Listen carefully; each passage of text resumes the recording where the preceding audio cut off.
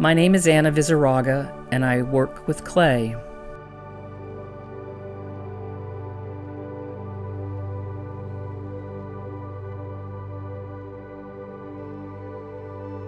First, the clay is cut into a rectangular block approximately the same size as the intended figure. It is then shaped and molded by hand into the form of a standing figure. From start to finish requires quite a bit of time. There is always a lot of waiting and drying time that has to be considered when working with clay. The clay has to be at the right consistency, firm enough to support itself, but still soft enough to be able to manipulate it in order to move on to the next steps.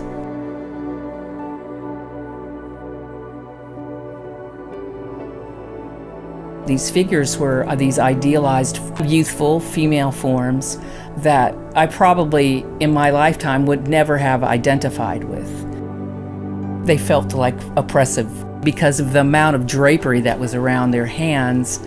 Certainly indicated that these individuals who they were to represent really didn't have many tasks or responsibilities in life and weren't expected to do very much.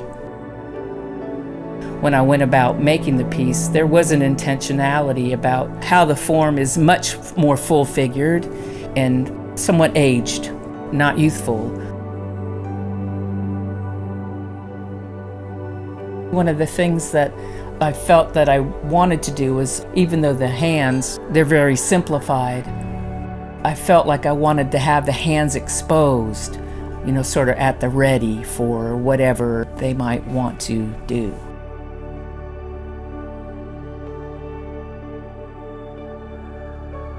Just the idea that creating a simple form that represents a figure and how it can be just ever so slightly manipulated changes the whole character of the piece and tells a different story.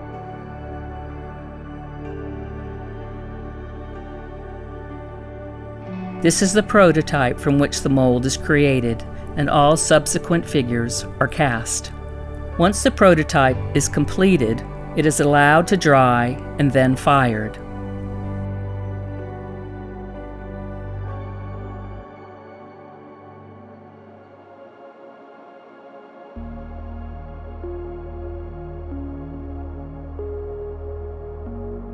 To form the mold, a layer of clay is pressed closely around the body of the prototype.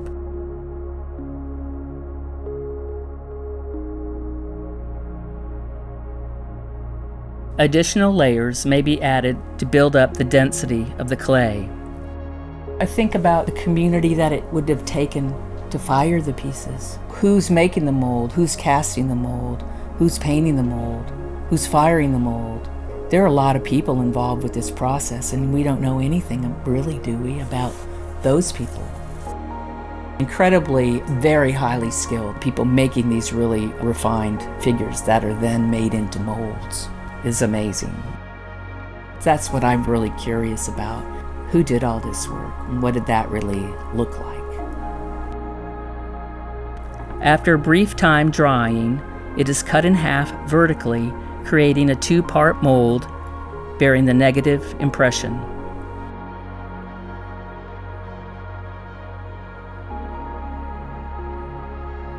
The same process is followed for the head and any protruding parts such as extended arms or drapery.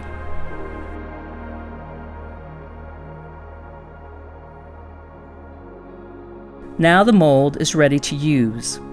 A thin layer of clay is pressed into each half of the mold.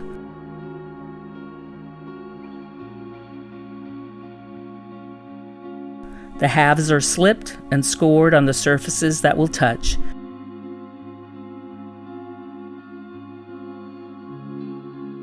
Then the two parts are pressed together. The process is repeated for the head and other projecting parts. Allowed to set up briefly and then pulled apart, releasing the clay figure within. I think a lot about the quality of the clay that they were using. It's not a high grit coarseness in the clay. It seems like it would have been a really fine clay so that all the little details could be rendered so clean.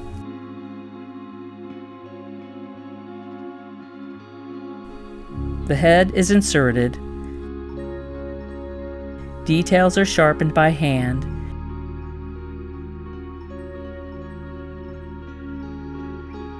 And the seams between the halves of the figure are cleaned up.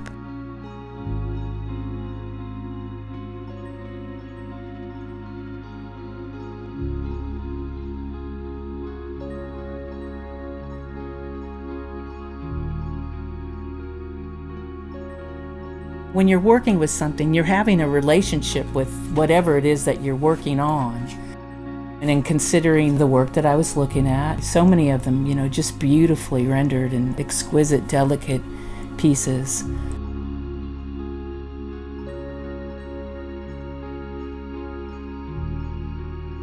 I think I really learned how to look at the Greek and Roman work in a different way from I have in the past, and how I don't relate to that idealized form. It makes me think about the women that they represented in the time period from which they came. How many women really truly identify with that form. Additional accessories, including drapery, hats, crowns, wreaths, and fans, are added.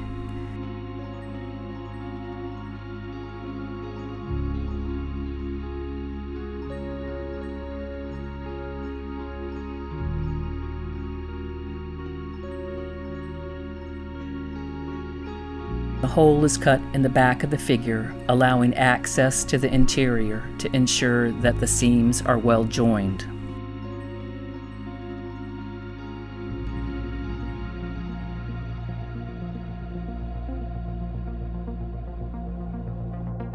The completed figure can now be painted. A white preparation layer, typically kaolin, is first applied to the entire surface of the figure to provide a base for the application of color. It is then fired again. The ancient artist's palette was limited to naturally occurring pigments derived from animal, plant, and mineral sources, including ochre, madder, and charcoal. These pigments were combined with a binder, either animal glue, vegetable gum, or egg, and applied cold to the surface of the figure. Some of the forms showed up in different areas. I found it all really interesting, what was on the surface, or what they think was on the surface, what colors they were. And to think that they were so valued, and how precious these pigments were.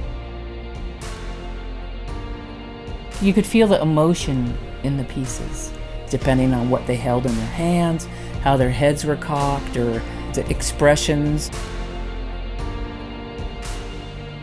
When I first looked at the objects, I was thinking about how I related to the objects. I feel like I learned something from these pieces about maybe how they felt, maybe how they struggled, and how people who looked at them related to them, and specifically really thought a lot about how the women from the time period from which they came related to these objects. It seemed like a repressive time. I also thought about the time period from which Whistler was working and how it seemed like similar times that these objects became in vogue. It was really very moving for me. It felt very validating, and I didn't want to push that away. I'm going to own it and I'm going to embrace it, and it was really lovely.